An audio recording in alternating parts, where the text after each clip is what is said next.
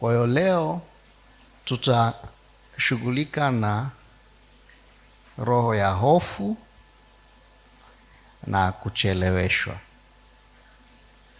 Hofu inayotokana na kutokuwa na imani yenye tumaini. Sasa madhara makubwa ya hofu na mashaka ni kumfanya mtu ashindwe kuchukua hatua, kupiga hatua. Yaani ukiwa ni mtu mwenye hofu na mashaka, huwezi kuchukua hatua yoyote, unaogopa.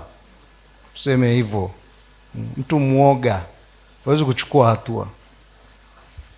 Kwa jambo ulipaswa ulifanye leo, kwa kuogopa kuchukua hatua unabaki hapo hapo, unakuta unacheleweshwa. Na hiyo tunasema ni roho. Ndio maana tunashughulika na roho. Usiposhughulika na roho ya namna hiyo, huwezi ukatoka kwenye hali hiyo ya hofu na mashaka. Kwa hiyo roho ya hofu, tunasema roho ya hofu ni zaidi tu ya kusema mtu anaogopa. Ni nguvu iliyo ndani ya mtu inayomzuia kuchukua hatua. Hiyo ndio hofu, inayomzuia kufanya maamuzi, inayomzuia kufanya jambo jema ambalo Mungu alimkusudia. Hiyo ndio roho ya hofu. Maandiko kwenye kitabu cha Timotheo wa pili 1:7, tunajua kwamba hiyo ni roho ya shetani, kwa sababu Mungu anaikana hofu na woga.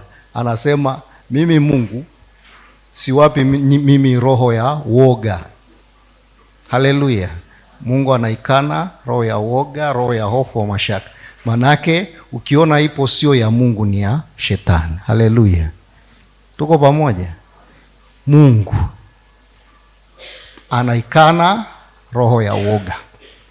Na nimesema tunashughulika na roho. Hii ni roho ya shetani.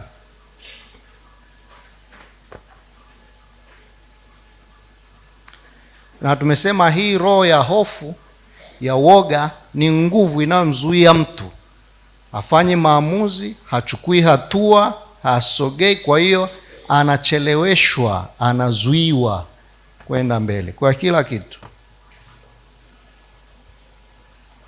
Lakini andiko hili linasema Mungu hutupa roho ya nguvu. Nguvu hii ni ile ile tunayozungumza,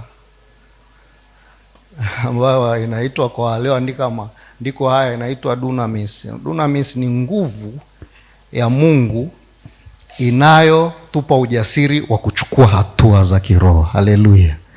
Bwana Yesu asifiwe. Hiyo ndio inayotoka kwa Mungu. Mungu anatupa roho. Ndio maana kila mahali anapozungumza kuhusu kufanikiwa, Mungu anasema uwe jasiri. Anapomwambia Joshua kwamba utawarithisha Waisraeli, anamwambia uwe na roho ya ushujaa. Manake roho ya nguvu.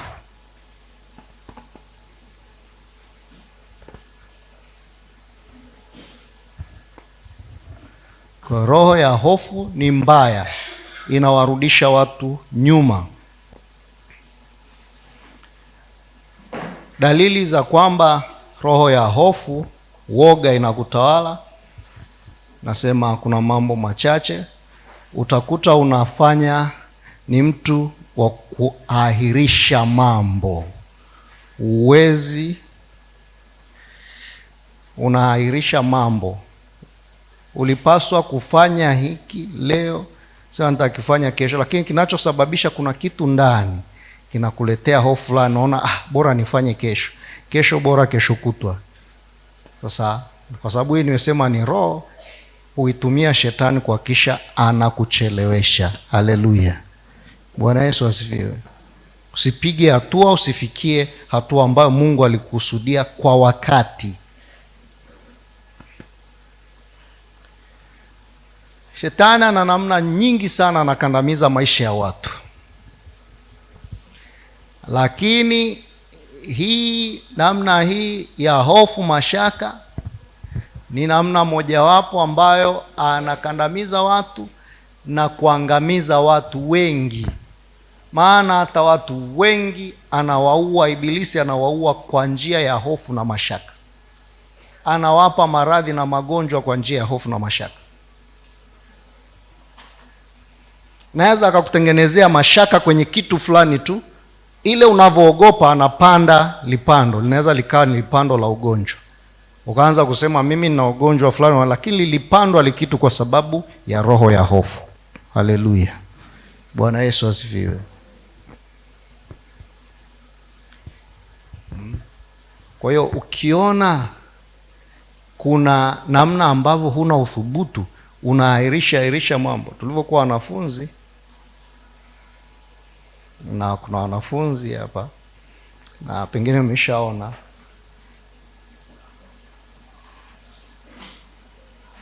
kwanza ukiwa na hofu na mashaka ya kuchukua hatua, adui anajua kwamba wewe ukichukua hatua utafanikiwa. Haleluya. Kwa hiyo anakufanya, anatengeneza, anapata mlango, panda lile lihofu, uchukue hatua. Kuna wanafunzi ambao wana uwezo sana, wana akili nzuri, lakini ndani mwao kuna liroho la hofu, roho ya hofu. Ile ikisha kuwepo, hawezi akafanya vitu kwa wakati. Ile roho inamwambia anza kujiandaa mapema, ili ikifika wakati wa mitihani uweze utakome. Lakini ile roho huwa haimfanyi ajiandae mapema, anasukuma. Kama mliwahi kusikia shule kuna last minute. Hiyo last minute ana mpaka vidole vinatoa maji, anahangaika. Ndio watu, ukiona watu wa last minute, kuna liroho la hofu linafanya kazi ndani mwao. Bwana Yesu asifiwe. Hawafanyi vitu kwa wakati, wanasukuma mpaka yani maji yafike hapa, ndio anaanza kuhangaika. Kwa nini? Yani bora nsifanye leo, itakuwaje? Bora nsifanye, ngoja ni bora iende kesho iende kesho kutu. Kwa unapoanza kuona ni mtu wa kusukuma mambo mbele ambayo ulipaswa kufanya leo au jana, uchukue tahadhari, maana inawezekana roho ya hofu inatenda kazi. Nasema inafanya kazi ili kuchelewesha watu kufikia hatima zao. Ukiona unajiona ufai au una uwezo, unaandamwa na hii roho, maana ina tabia ya kumfanya mtu ajione sifai, sina uwezo, siwezi, nitasimamaje? Mimi nitasimamaje mbele za watu? Hivi nikisimama wananionaje?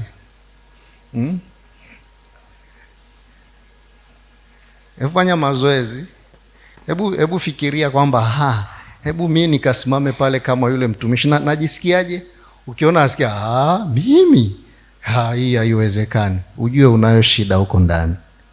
Haleluya. Bwana Yesu asifiwe.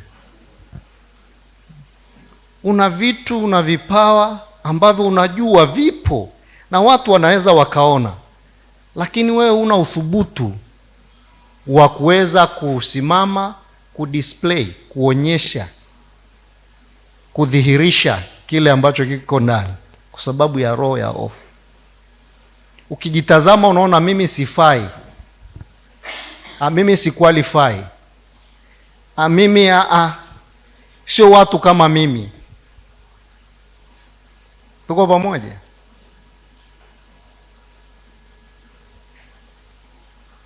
Haiwezekani. Wewe miguu yako iko vizuri tu, ukiambia uje hapa mbele unaona kabisa, unaona kama imepinda, wakati miguu yako haijapinda. Roho ya hofu. Tuko pamoja? Bwana Yesu asifiwe.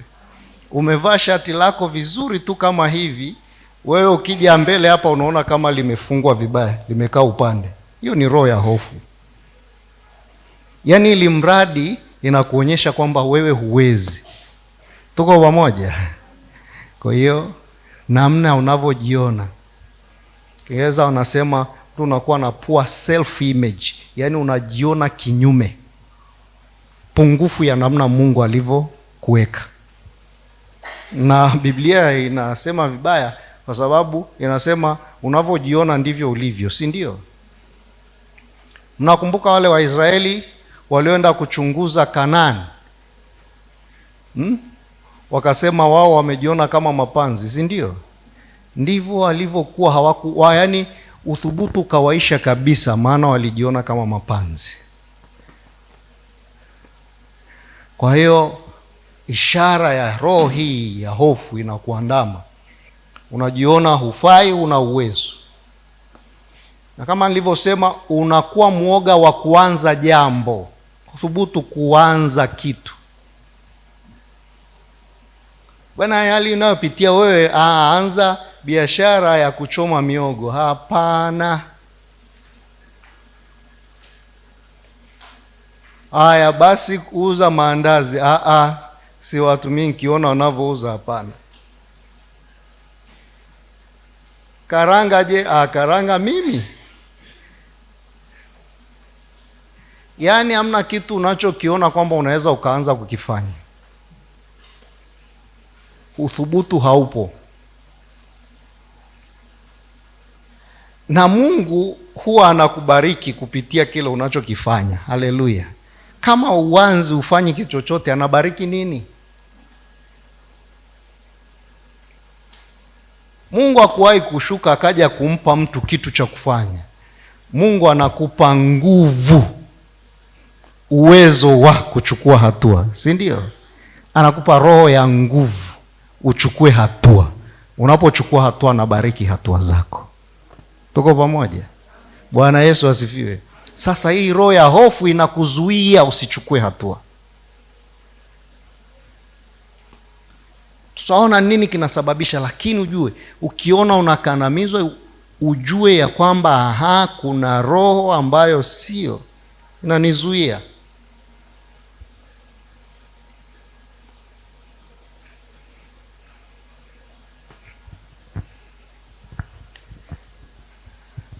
Bwana Yesu asifiwe.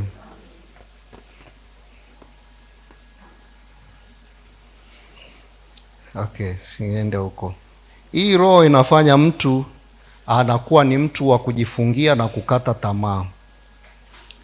Mtu ambaye anataka tu kukaa ndani, yaani kujifungia, alafu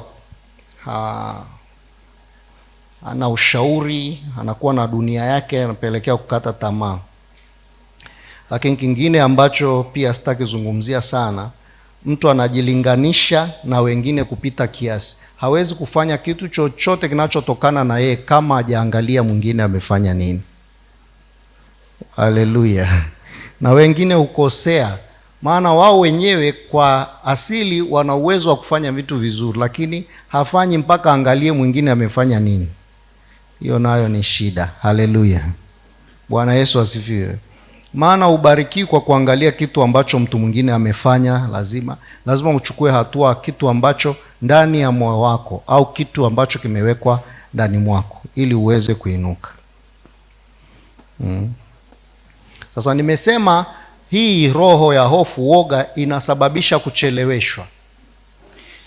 Kucheleweshwa ni pale ambapo baraka au mafanikio au hatua ya maisha inazuiwa kwa muda, wakati mwingine muda mrefu kuliko kawaida, lakini hata kama ni muda mfupi. Na ndio maana katika maombi ya leo, hilo eneo niliwaeleza kwamba tutaomba sana. Kila kitu ambacho tunapata ufunuo wa kukishughulikia ni kitu halisi. Tutaomba sana juu ya hapo kucheleweshwa. Haleluya. Unaweza ukawa unaomba leo maombi, ukaanza maombi na Roho Mtakatifu akaweka huo msukumo, omba juu ya kitu hiki nitakupatia mwanangu. Ukaanza kuomba, lakini kukawa kuna mlango mahali katika maisha yako ambayo roho hii ya kucheleweshwa, hii roho ya hofu ipo, ambayo inasababisha kucheleweshwa. ikaingia hapo, basi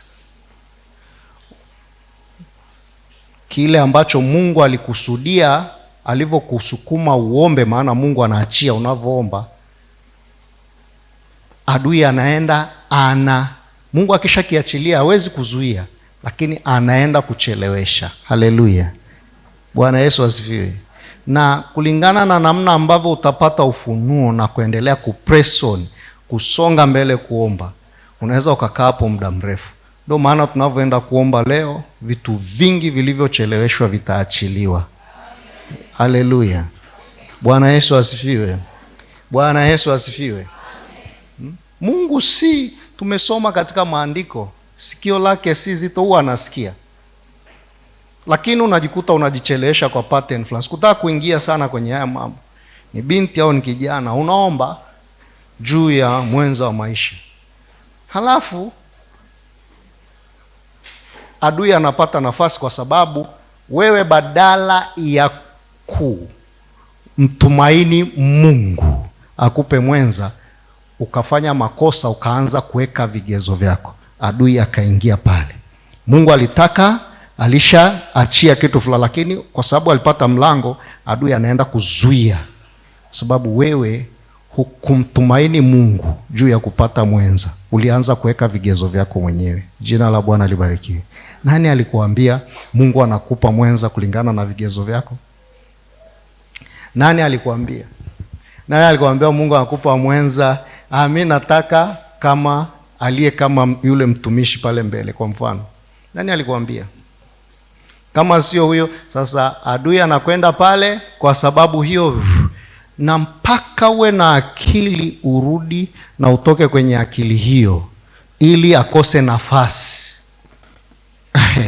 Utaendelea kuchelewa sana kwenye hilo eneo. Tuko pamoja? Tuko pamoja? Bwana Yesu asifiwe. Kila kitu tunachofanya sisi tunakifanya kwa imani, tukimtumaini Mungu. Unataka kusoma, wale ambao wanaelewa, unataka kuwa kitu fulani, mweza kumuomba Mungu. Mtoto anaelewa, sasa Mungu, nataka mimi niwe rubani, nataka niwe daktari. Immediately Mungu anaweza kaachia hayo maombi bila mashaka yote. Haleluya, Bwana Yesu asifiwe. Lakini adui akija kupata nafasi, anaanza kuzuia kile kitu, maana anajua kimeachiliwa. Haleluya. Niliwaeleza, ndio maana Mungu anasema tusimpe ibilisi nafasi. Huwa anatumia hizo nafasi kuzuia, anazuia na anachelewesha.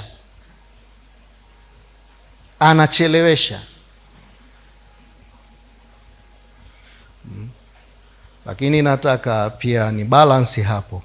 Kuna vitu vingine si vinacheleweshwa, huwa vinasubiri majira ya Mungu. Alafu mtu anafikiri anacheleweshwa. Mungu si mwanadamu. Kuna vitu ambavyo vinachelewa, lakini havichelewi kwa sababu vimecheleweshwa, majira ya Mungu hayajafika. Tuko pamoja?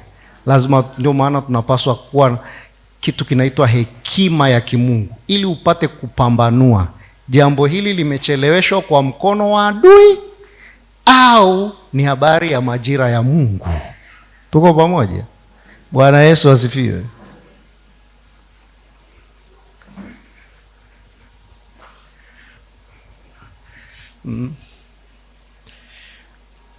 Kitabu cha Danieli 10:12 na 13. Nataka tuone kwamba mtu anayecheleweshwa si kwamba ni mtu tu kwa sababu labda ana maisha. Hapana, wewe kabisa mtoto wa Mungu uliokoka unaweza ukawa unacheleweshwa kwa mambo mengi, sababu wewe adui ana vita na wewe ya kiroho kuliko mtu mwingine ambaye hajaokoka. Kwa hiyo uwe na hakika nafasi ya wewe kucheleweshwa, usipokuwa makini ukapambanua kwamba ili eneo hapana, hapa kuna namna fulani, hebu niingie nichokonoe zaidi kwenye ulimwengu wa roho, utakuta unacheleweshwa kwa mambo mengi. Sababu adui hataki upige hatua uende mbele, maana utafika kwa haraka mahali ulikokusudiwa. Malaika anakuja anamwambia Danieli kwamba Usiogope Danieli, kwa maana tangu siku ile ya kwanza ulipotia moyo wako ufahamu na kujinyenyekeza mbele za Mungu wako, maneno yako yalisikiwa, nami nimekuja kwa ajili ya maneno yako. Manake alipoanza kuomba Mungu alisikia nia, kwa sababu Mungu anaenda na ile nia, akaachilia yale makusudi ya nia ile yote, akaachiliwa. Sasa huu mstari unaofuata unakuonyesha ya kwamba inaweza ikaachiliwa, ikazuiliwa. Malaika anampasha habari, anamwambia, lakini mkuu wa ufalme wa Uajemi, ukitaka Ibilisi, shetani, mamlaka zake, alinipinga siku 21. Ina maana siku ya kwanza maombi ulikuwa upokee kitu fulani, Danieli alikuwa apokee. Siku 21 anapingwa na shetani, anacheleweshwa. Huku Danieli anachelewa kupokea yale ambayo ameachiliwa na Mungu. Haleluya! Bwana Yesu asifiwe. Bwana Yesu asifiwe. Bwana Yesu asifiwe. Kuna ndoto tunazokuwa nazo ambazo zilipaswa kuwa zimetimia, lakini zimecheleweshwa. Tunapaswa kuomba Mungu hizo mamlaka zilizochelewesha hizo ndoto kutimia ziweze zikanyamazishwa kwa mamlaka kubwa ya Mungu, na hizo ndoto zidhihirike kwetu. Bwana Yesu asifiwe. Bwana Yesu asifiwe. Kuna vitu vilipaswa kuwa vimeachiliwa, lakini zipo ndoto ambazo zinafanya haraka kutimia, zenyewe ndio zinasubiri muda wa Mungu. Yule anasema endelea kuzisubiri, ukiona zinakawia wewe endelea kusubiri, endelea kusonga mbele, maana zinafanya haraka kuja. Haleluya. Kwa lazima tuwe na hekima ya kimungu kutofautisha nini kinacheleweshwa na ni nini kinapiga mbio kuja. Lakini katika hivi vyote adui huja hapo katikati na kuwafanya watu wacheleweshewe au waondoke, wasipokee kabisa yale ambayo walikuwa wamekusudiwa, kwa namna anavyokuja kutenda kwenye imani inayotumaini. Haleluya. Kwa sababu kama ni ndoto Mungu ameiweka, tunaposoma maandiko tunaona ya kwamba tangia Yusufu apate ndoto mpaka aje aketi kwenye kiti kile ambacho alikusudiwa, ilikuwa miaka mingapi? 10 na ngapi? Na 7. Tuko pamoja? Miaka mingapi? 17. Fikiria katikati ya ile miaka mahali fulani ange give up, ankata tamaa ile ndoto, aanze kuishi maisha ya reckless yasiyompendeza Mungu, akaruhusu kila kitu kizuie, ile ndoto isingetimia. Haleluya. Kwa hiyo ukiona kuna ndoto, kuna kitu unakipasu, usiarudi nyuma, wewe endelea kupress on, maana ile ndoto inapiga mbio, inasubiri majira yake. Bwana Yesu asifiwe. Bwana Yesu asifiwe.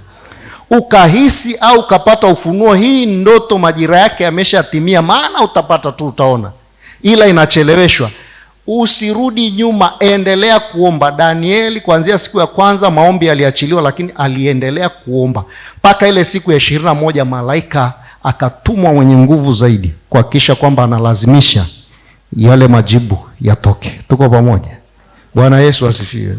Ndio maana tunaomba maombi kama haya, maana Ibilisi kupitia milango ya hofu inayotokana na kutokumtumaini Mungu, hasa wakati tunapitia mambo ambayo sio ya kawaida, amefanikiwa kuwavuruga watu wengi, kuwachelewesha watu wengi, kuwakosesha watu wengi focus. Kwa hiyo kuna kucheleweshwa. Ndio maana ni muhimu kuchukua hatua.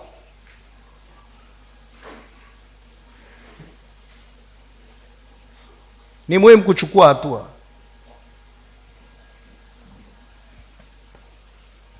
Aya, Mungu amekupa sauti nzuri.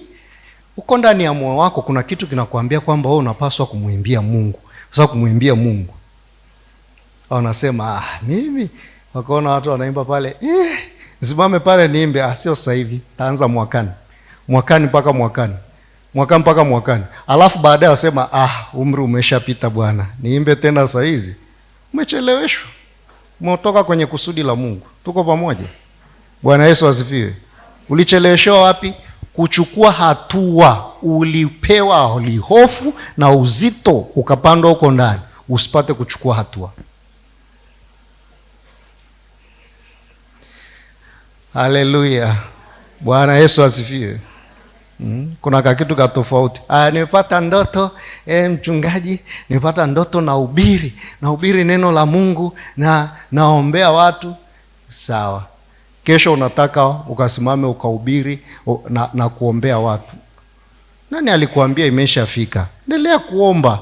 Inapiga mbio majira yake yaje. Unaona, hiyo ni extreme nyingine. Tuko pamoja? Nalo ni ibilisi pia. Yeye anakuambia we, anageuza kile cha Mungu. We nenda. Wako watu hao pia. Bwana Yesu asifiwe. Bwana Yesu asifiwe.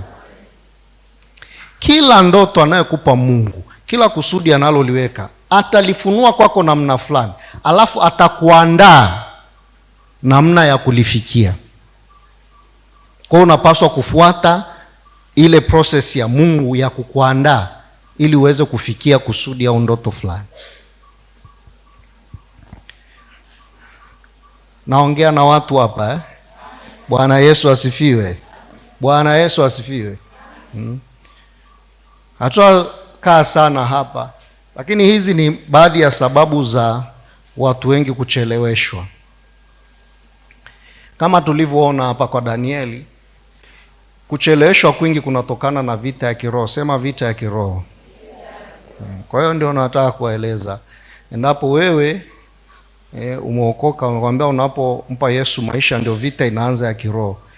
Na unaweza kukawa na vita kali kweli kutokana na ukubwa wa wito wako na pengine namna ambavyo kuna milango mingi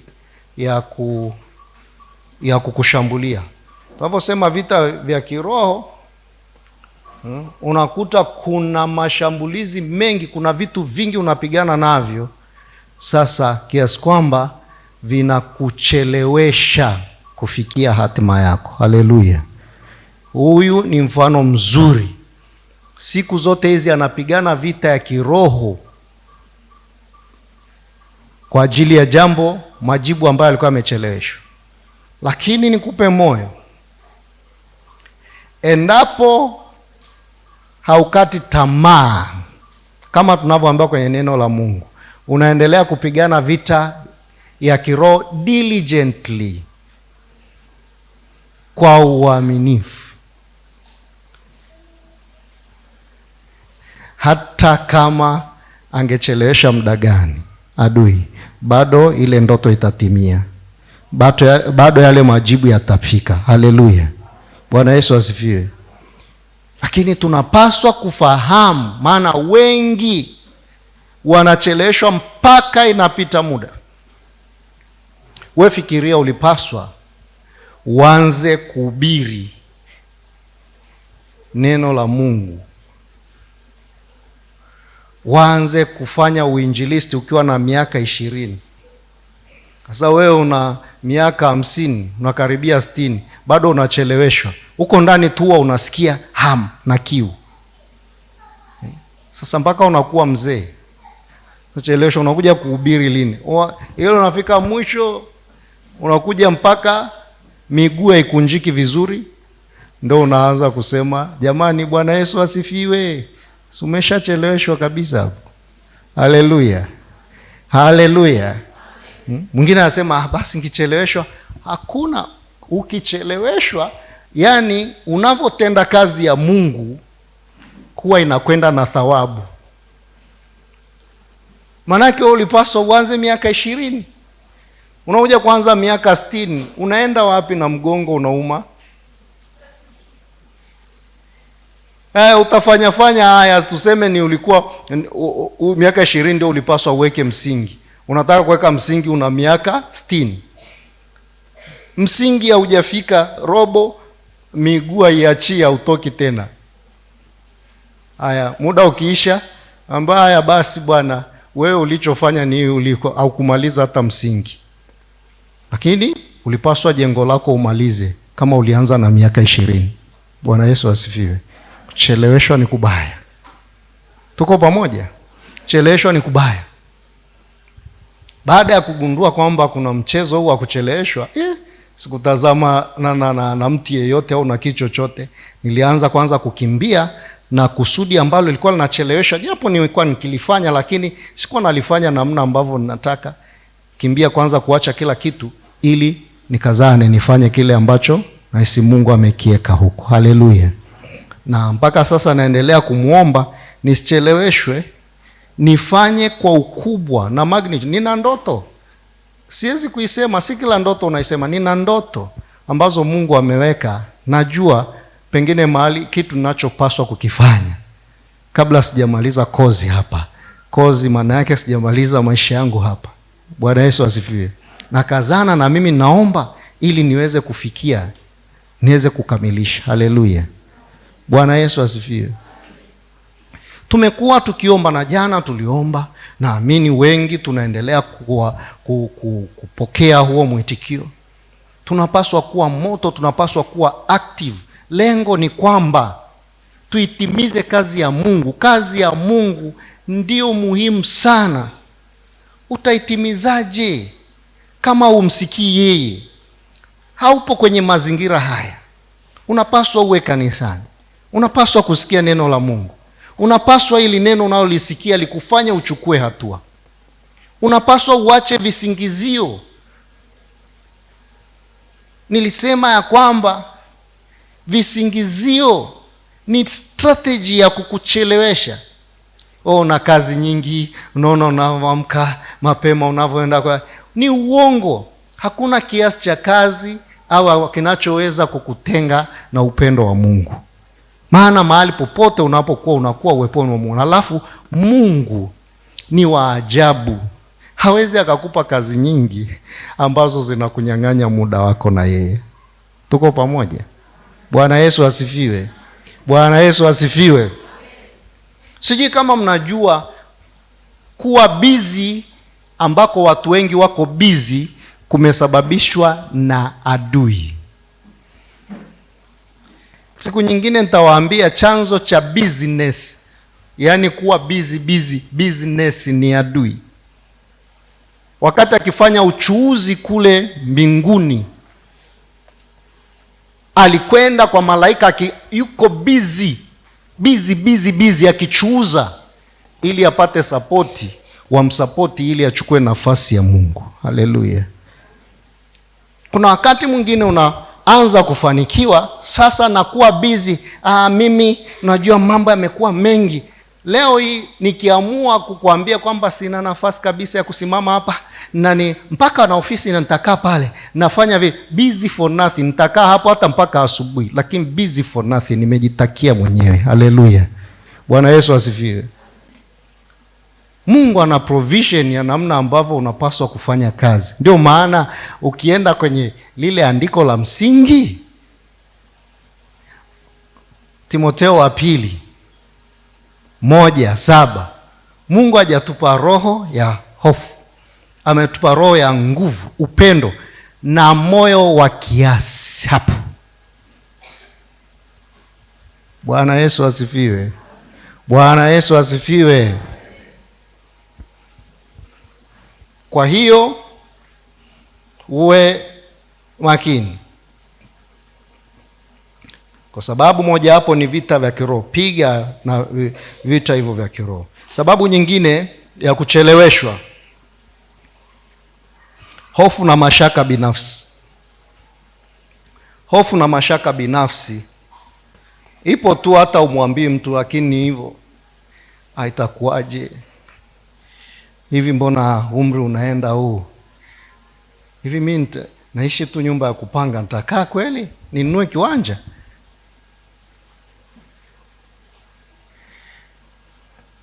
unaanza kupata hofu. Hivi kweli mbona hii mambo yataenda kweli kama ninavyotaka? Inawezekana kweli? Hofu na mashaka binafsi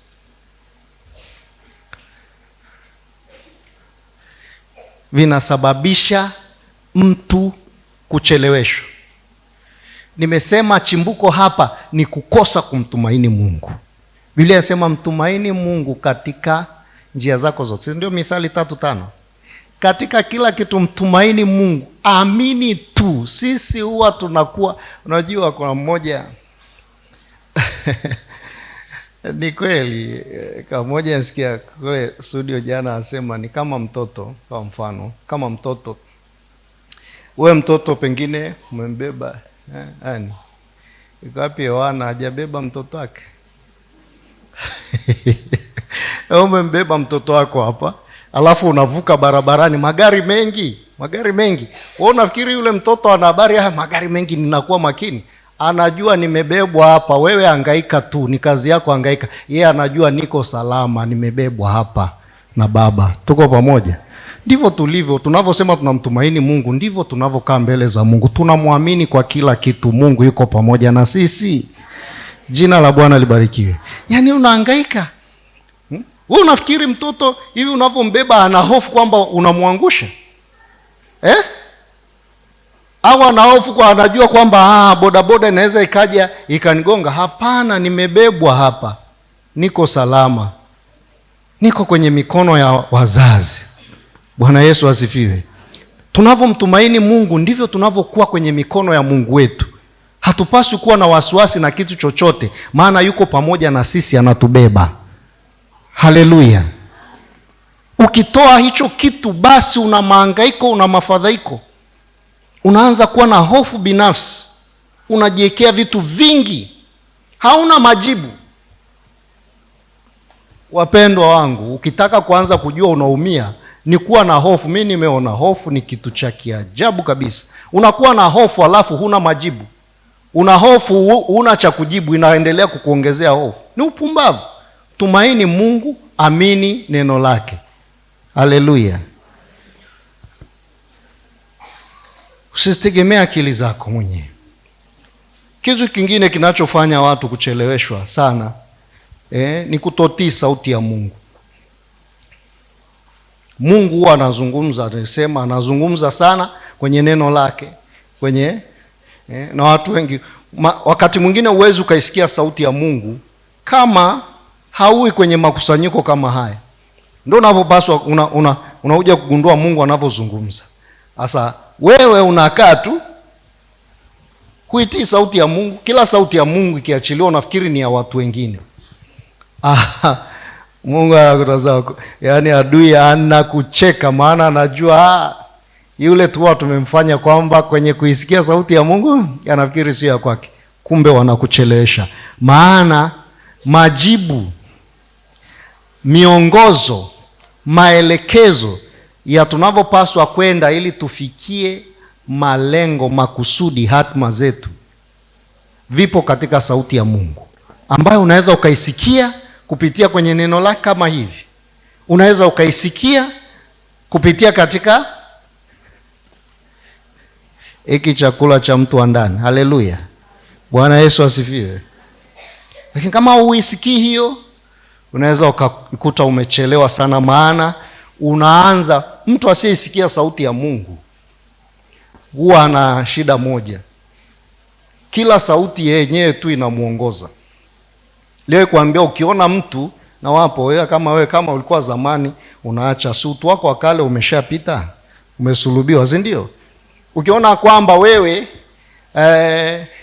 ni mtu yule wa kwamba kila anayekuja anakuja saa 3, saa 5, saa 7. Mama J, upo? Nisindikize kari yako. Haya basi twende. Nisindikize Sinza. Haya twende. Nisindikize sijui wapi, Morogoro. Haya basi ngoja njiandae. Wewe una malengo? Yaani wewe kila mahali ukiambiwa sindikiza, wewe una malengo yako? Bwana Yesu asifiwe. Bwana Yesu asifiwe. Ni dalili ya mtu ambaye amekosa maelekezo ya sauti ya Mungu. Kwa hiyo anaweza akawa kila mahali tu akaondoka. Tuko pamoja? Bwana Yesu asifiwe. Bwana Yesu asifiwe. Kuna wengine ile sio kitu kizuri, wasema kuna kitu fulani imechelewa kwenda, lakini hapa mtu rahisi wa kwenda naye ni huyu, maana huyu yuko tayari kila wakati. Pima sana hicho kitu. Haleluya. Lazima uwe na malengo. Tuko pamoja? Haya, kitu kingine kinaonyeshwa kwamba unacheleweshwa. Sababu nyingine ya kucheleweshwa,